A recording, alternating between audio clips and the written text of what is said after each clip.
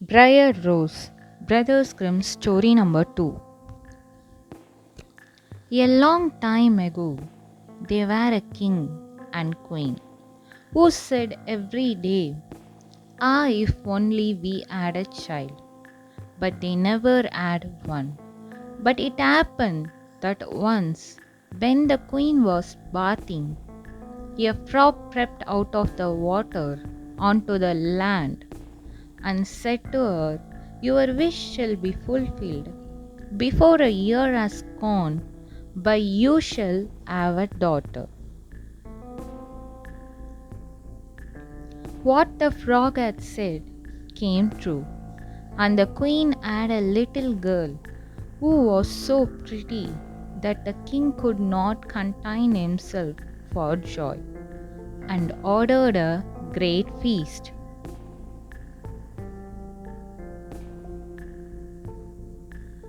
He invited not only his kindred, friends, and acquaintances, but also the wise women, in order that they might be kind and well disposed towards the child.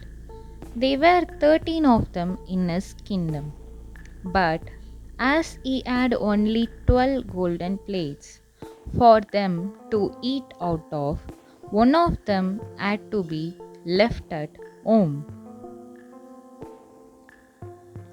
The feast was held with all manner of splendor, and when it came to an end, the wise women bestowed their magic gifts upon the baby.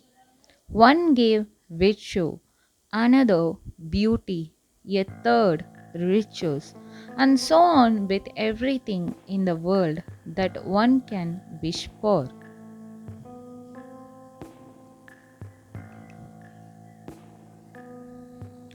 When 11 of them had made their promises, suddenly the 13th came in.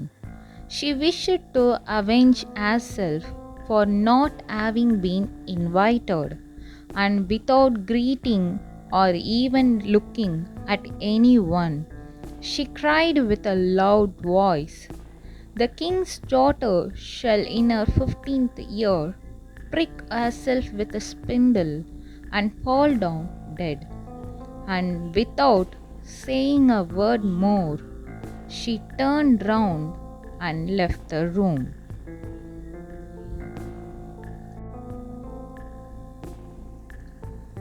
They were all shocked, but the 12th, whose good wish still remained unspoken, came forward, and as she could not undo the evil sentence, but only soften it, she said, "It shall not be death, but a deep sleep of 100 years, into which the princess shall fall."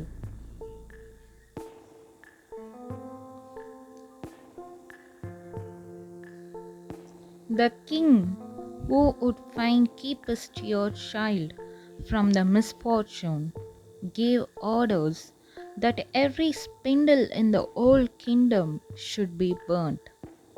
Meanwhile, the gifts of the wise women were plenteously fulfilled on the young girl, for she was so beautiful, modest, good natured, and wise, that everyone who saw her was bound to love her.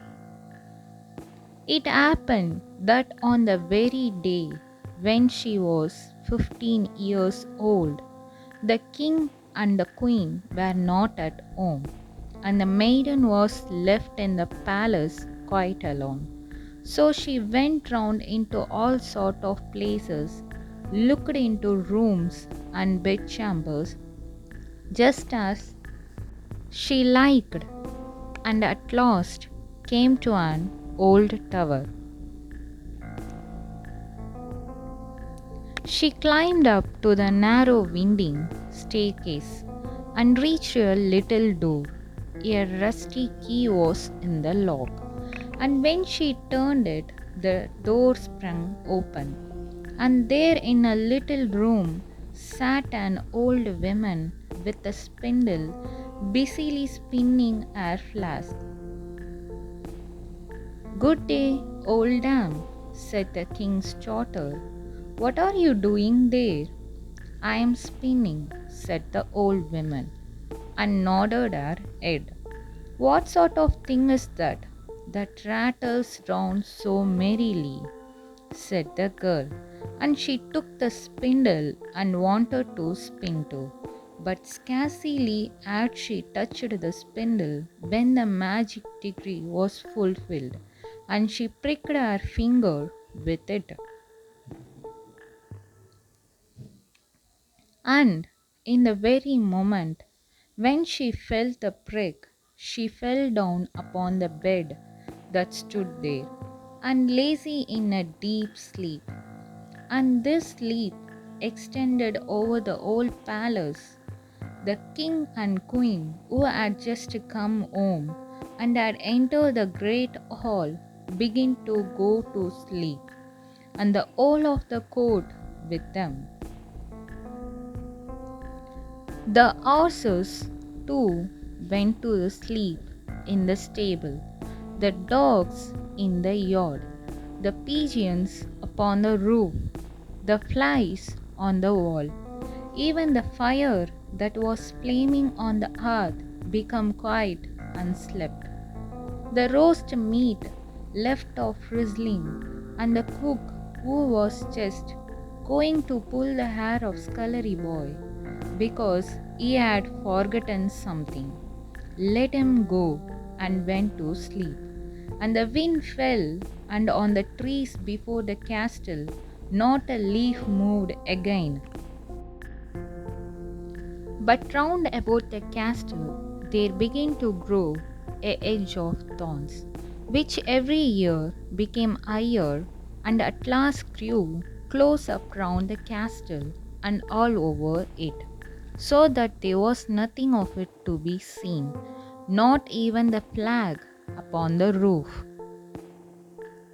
But the story of beautiful sleeping Briar Rose, for so the princess was named, went about the country, so that from time to time King's son came and tried to get through the thorny edge into the castle. But they found it impossible, for the thorns held fast together as if they had hands, and the youths were caught in them, could not get loose again, and died a miserable death.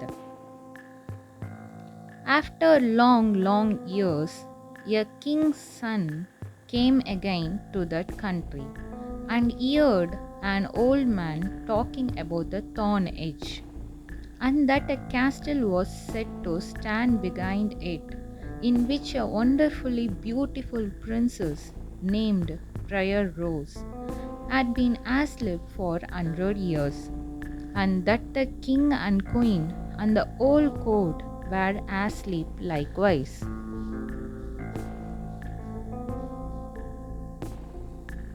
He had heard, too, from his grandfather that many kings' sons had already come and had tried to get through the thorny edge, but they had remained sticking fast in it, and had died a pitiful death. Then the youth said, "I am not afraid. I will go and see the beautiful Briar Rose." The good old man might dissuade him as he would, he did not listen to his words.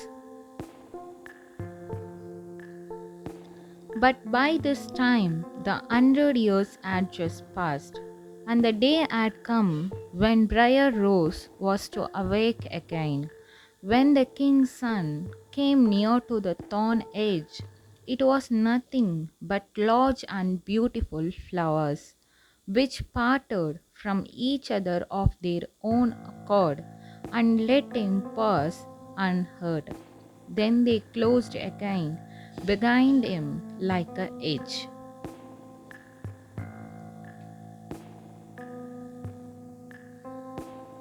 In the castle yard, he saw the horses and the spotted awns lying asleep. On the roof sat the pigeons, with their heads under their wings. And when he entered the house, the flies were asleep upon the wall. The cook in the kitchen was still holding out his hand to seize the boy, and the maid was sitting by the black hen which she was going to pluck. He went on further, and in the great hall he saw the whole of the court lying asleep, and up by the throne lay the king and the queen. Then he went on still further, and all was so quiet that a breath could be heard. And at last he came to the tower and opened the door into the little room where BRIAR ROSE was sleeping. There she lay, so beautiful that she could not turn his eyes away, and she stooped down and gave her a kiss. But as soon as he kissed her, BRIAR ROSE opened her eyes and awoke, and looked at him quite sweetly.